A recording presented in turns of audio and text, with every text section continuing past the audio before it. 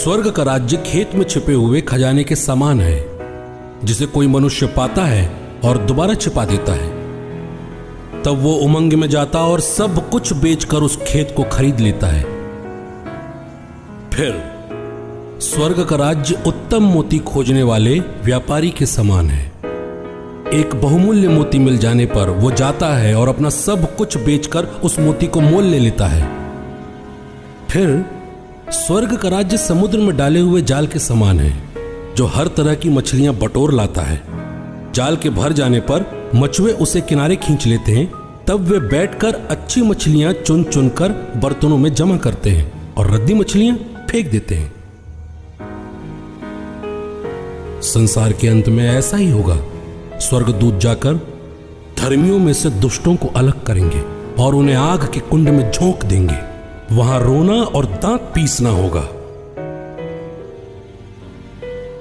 क्या तुम लोग ये सब बातें समझ गए?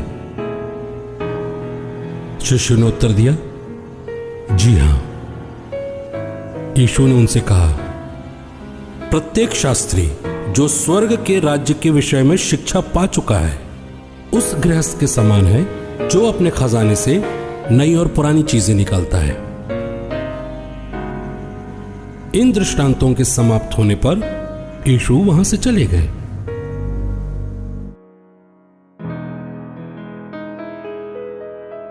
इसके बाद यीशु गलील अर्थात तिबिरियास के झील के उस पार गए। एक विशाल जनसमूह उनके पीछे हो लिया, क्योंकि लोगों ने वे चमत्कार देखे थे जो यीशु बीमारों के लिए करते थे। यीशु पहाड़ पर चढ़े और वहां अपने शिष्यों के साथ बैठ गए। यहूदियों के फसह का पर्व निकट था। यीशु ने अपनी आंखें उठाई और देखा कि एक विशाल जनसमूह उनकी ओर आ रहा है। उन्होंने फिलिप्पुस से कहा, हम कहां से रोटियां खरीदें ताकि लोगों को खिला सके? उन्होंने फिलिप्पुस की परीक्षा लेने के लिए यह कहा। वे तो जानते ही थे कि वे क्या करेंगे। फिलिप्पुस ने उत्तर दिया, 200 दिनार की रोटियां भी इतनी नहीं होंगी कि हर एक को थोड़ी थोड़ी मिल सके। उनके शिष्यों में से एक शिमोन पतरस के भाई अंद्रियास ने कहा, यहां एक लड़के के पास जौ की 5 रोटियां और 2 मछलियां हैं, पर इतने लोगों के लिए ये क्या है? यीशु ने कहा, लोगों को बैठा दो। उस जगह बहुत घास थी जिस पर लोग बैठ गए। पुरुषों की संख्या लगभग 5000 थी। तब यीशु ने रोटियां लेकर धन्यवाद की प्रार्थना की और उन्हें लोगों में बंटवा दिया। मछलियां भी जितनी वे चाहते थे बांट दी गईं।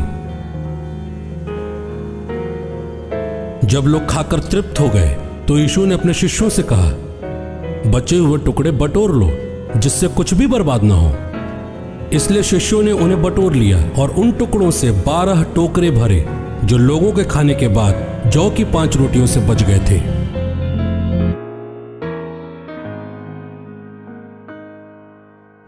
एक दिन की बात है, यीशु शिक्षा दे रहे थे। फरीसी और शास्त्री पास ही बैठे हुए थे, जो गलील और यहूदा के हर एक गांव से और यरूशलेम से भी आए थे। प्रभु की सामर्थ यीशु के पास थी कि वो लोगों को चंगा कर सके। तभी कुछ लोग खाट पर पड़े हुए एक लकवे के रोगी को ले आए। वे उसे अंदर ले जाकर यीशु के सामने रख देना चाहते थे। भीड़ के कारण उसे अंदर ले जाने का कोई उपाय न देखकर वे छत पर चढ़ गए और उन्होंने खपरे हटाकर खाट के साथ उसे यीशु के सामने उतार दिया। उनका विश्वास देखकर यीशु ने कहा, भाई, तुम्हारे पाप क्षमा हो गए। इस पर शास्त्री और फरीसी मन ही मन सोचने लगे, ये कौन है, ईश्वर की निंदा करने वाला? ईश्वर के सिवा पाप कौन क्षमा कर सकता है? उनके ये विचार जानकर यीशु ने उनसे कहा, मन ही मन क्या सोच रहे हो? अधिक सहज क्या है, ये कहना कि तुम्हारे पाप क्षमा हो गए हैं, या फिर ये कि उठो और चलो फिरो? परंतु इसलिए कि तुम लोग ये जान लो कि मानव पुत्र को पृथ्वी पर पाप क्षमा करने का अधिकार है। वे लकवाग्रस्त रोगी से बोले, मैं तुमसे कहता हूं, उठो और अपनी खाट उठाकर घर जाओ। उसी समय वो सबके सामने उठ खड़ा हुआ और अपनी खाट उठाकर ईश्वर की स्तुति करते हुए अपने घर चला गया। सब के सब विस्मित होकर ईश्वर की स्तुति करने लगे। उन पर भय छा गया और वो कहने लगे, आज हमने अद्भुत कार्य देखे हैं।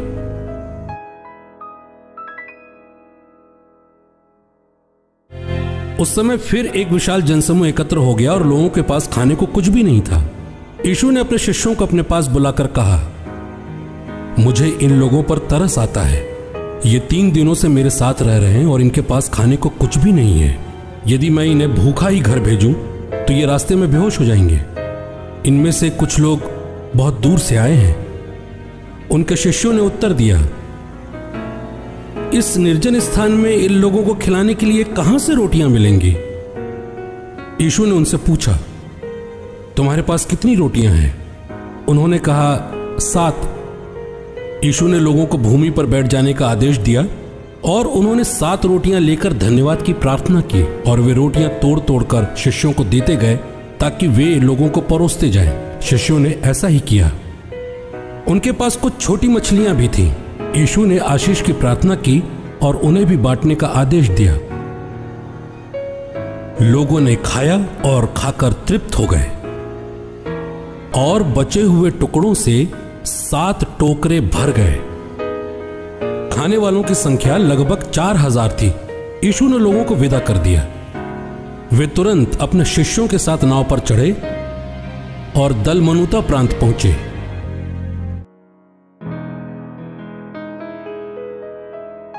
इन बातों के करीब 8 दिन बाद यीशु पतरस, यूहन्ना और याकूब को अपने साथ ले गए और प्रार्थना करने के लिए पहाड़ पर चढ़े। जब वे प्रार्थना कर रहे थे तो उनके मुखमंडल का रूपांतरण हो गया और उनके वस्त्र उज्ज्वल होकर जगमगा उठे। 2 पुरुष मूसा और एलियाह उनके साथ बातचीत कर रहे थे। वो महिमा सहित प्रकट होकर यरूशलेम में होने वाली उनकी मृत्यु के विषय में बातें कर रहे थे। पतरस और उनके साथी जो ऊँघ रहे थे अब पूरी तरह जाग गए। उन्होंने यीशु की महिमा को और उनके साथ उन 2 पुरुषों को देखा। वे विदा हो ही रहे थे कि पतरस ने यीशु से कहा, गुरुवर, यहां होना हमारे लिए कितना अच्छा है। हम 3 तंबू खड़ा करें, एक आपके लिए, एक मूसा और एक एलियाह के लिए। उन्हें पता नहीं था कि वो क्या कह रहे हैं। वो बोल ही रहे थे कि बादल आकर उन पर छा गया और वे बादल से घिर जाने के कारण भयभीत हो गए। बादल में से ये वाणी सुनाई पड़ी, ये मेरा प्रिय पुत्र है, मेरा चुना हुआ, इसकी सुनो। वाणी समाप्त होने पर यीशु अकेले ही रह गए। शिष्य चुप रहे और उन्होंने जो देखा था उस विषय में उन्होंने किसी से कुछ नहीं कहा।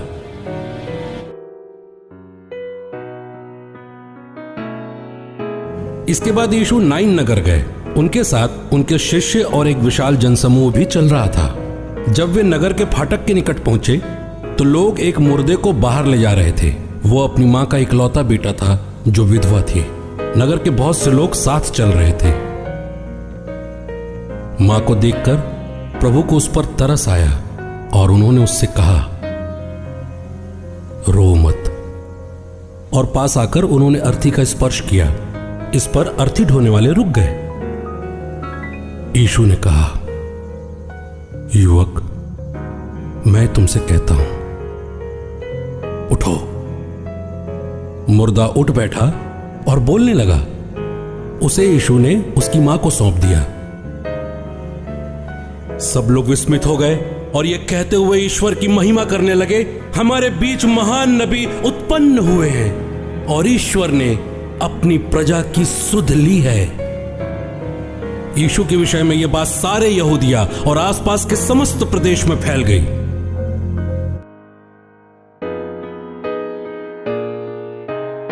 फरीसियों को यह सूचना मिली कि यीशु यूहन्ना की अपेक्षा अधिक शिष्य बनाते और बपतिस्मा देते हैं। यद्यपि यीशु स्वयं नहीं बल्कि उनके शिष्य बपतिस्मा देते थे। जब यीशु को इसका पता चला तो वे यहूदिया छोड़कर गलील चले गए। उन्हें सामरिया होकर जाना था। वे सामरिया के सुखार नामक नगर पहुंचे। ये उस भूमि के निकट है जिसे याकूब ने अपने पुत्र यूसुफ को दिया था। वहां याकूब का कुआं है। यीशु यात्रा से थक गए थे, इसलिए वे कुएं के पास बैठ गए। उस समय दोपहर हो चला था। एक सामरी स्त्री पानी भरने आई। यीशु ने उससे कहा, मुझे पानी पिला दो। उस समय उनके शिष्य नगर में भोजन खरीदने गए थे। सामरी स्त्री ने उनसे कहा, यह क्या कि आप यहूदी होकर भी मुझ सामरी स्त्री से पीने के लिए पानी मांगते हैं? ये इसलिए कहा क्योंकि यहूदी सामरियों के पात्रों का उपयोग नहीं करते। यीशु ने उत्तर दिया, यदि तुम ईश्वर का वरदान पहचानती और ये जानती कि वो कौन है जो तुमसे कहता है मुझे पानी पिला दो, तो तुम मुझसे मांगती और वो तुम्हें जीवन का जल देता। महोदय, स्त्री ने उनसे कहा, पानी खींचने के लिए आपके पास कुछ भी नहीं है और कुआं गहरा है, तो आपको वो जीवन का जल कहां से मिलेगा? क्या आप हमारे पिता याकूब से भी महान हैं? उन्होंने हमें यह कुआं दिया। वे स्वयं, उनके पुत्र और उनके पशु भी इसी से पानी पीते थे। यीशु ने कहा, जो ये पानी पीता है उसे फिर प्यास लगेगी, किंतु जो मेरा दिया हुआ जल पीता है उसे फिर कभी प्यास नहीं लगेगी। जो जल मैं उसे प्रदान करूंगा वो उसमें सोता बन जाएगा, जो अनंत जीवन के लिए उमड़ता रहता है। इस पर स्त्री ने कहा, महोदय, मुझे वो जल दीजिए जिससे मुझे फिर प्यास न लगे और मुझे यहां पानी भरने नहीं आना पड़े। यीशु ने उससे कहा, जाकर अपने पति को यहां बुला लाओ। स्त्री ने उत्तर दिया, मेरा कोई पति नहीं है। यीशु ने उससे कहा, तुमने ठीक ही कहा कि मेरा कोई पति नहीं है। तुम्हारे 5 पति रह चुके हैं और जिसके साथ अब रहती हो वो भी तुम्हारा पति नहीं है। यह तुमने ठीक ही कहा। स्त्री ने उनसे कहा, महोदय, मैं समझ गई, आप नबी हैं। हमारे पुरखे इस पहाड़ पर आराधना करते थे और आप लोग कहते हैं कि यरूशलेम में आराधना करनी चाहिए। यीशु ने उससे कहा, नारी, मैं तुम्हें विश्वास दिलाता हूं कि वो समय आ रहा है जब तुम लोग ना तो इस पहाड़ पर पिता की आराधना करोगे और न यरूशलेम में ही। तुम लोग जिसकी आराधना करते हो उसे नहीं जानते, हम लोग जिसकी आराधना करते हैं उसे जानते हैं, क्योंकि मुक्ति यहूदियों से ही प्रारंभ होती है। लेकिन वो समय आ रहा है, आ ही गया है, जब सच्चे आराधक आत्मा और सच्चाई से पिता की आराधना करेंगे। पिता ऐसे ही आराधकों को चाहता है। ईश्वर आत्मा है, उसके आराधकों को चाहिए कि वे आत्मा और सच्चाई से उसकी आराधना करें। स्त्री ने कहा, मैं जानती हूं कि मसीह, जो ख्रिस्ट कहलाते हैं, आने वाले हैं। जब वो आएंगे तो हमें सब कुछ बता देंगे। यीशु ने उससे कहा, मैं जो तुमसे बात कर रहा हूं वही हूं। उसी समय शिष्य आ गए और उन्हें एक स्त्री के साथ बातें करते देखकर अचंभे में पड़ गए। फिर भी किसी ने यह नहीं कहा, इससे आपको क्या, अथवा आप इससे क्यों बातें करते हैं? उस स्त्री ने अपना घड़ा वहीं छोड़ दिया और नगर जाकर लोगों से कहा, चलिए एक मनुष्य को देखिए जिसने मुझे वो सब जो मैंने किया बता दिया। कहीं वो मसीह तो नहीं है? इसलिए वे लोग नगर से निकलकर यीशु से मिलने आए। इस बीच उनके शिष्य उनसे ये कहते हुए अनुरोध करते रहे, गुरुवर, खा लीजिए। उन्होंने उनसे कहा, जो भोजन मेरे पास है उस विषय में तुम कुछ नहीं जानते। इस पर शिष्य आपस में बोले, क्या कोई उनके लिए खाने को कुछ ले आया है? इस पर यीशु ने उनसे कहा, जिसने मुझे भेजा उसकी इच्छा पर चलना और उसका कार्य पूरा करना, यही मेरा भोजन है।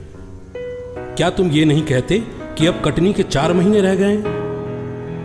मैं तुमसे कहता हूं, आंखें उठाओ और देखो कि फसल पककर तैयार है। काटने वाला मजदूरी पाता है और अनंत जीवन के लिए फसल जमा करता है, जिससे बोने वाला और काटने वाला दोनों ही मिलकर आनंद मनाएं। क्योंकि यहां यह कहावत ठीक उतरती है, एक बोता है, दूसरा काटता है। मैंने तुम्हें वो खेत काटने भेजा जिसमें तुमने नहीं, दूसरों ने परिश्रम किया, और तुम्हें उनके परिश्रम का फल मिल रहा है। उस स्त्री ने कहा था, उन्होंने मुझे वो सब जो मैंने किया बता दिया है।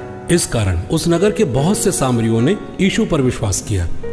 इसलिए जब वे उनके पास आए तो उन्होंने अनुरोध किया कि आप हमारे यहां रहिए। वे 2 दिन वहीं रहे। बहुत से अन्य लोगों ने उनका उपदेश सुनकर उनमें विश्वास किया और उस स्त्री से कहा, अब हम तुम्हारे कहने के कारण ही विश्वास नहीं करते, हमने स्वयं उन्हें सुन लिया है और हम जान गए कि वे सचमुच संसार के मुक्तिदाता हैं।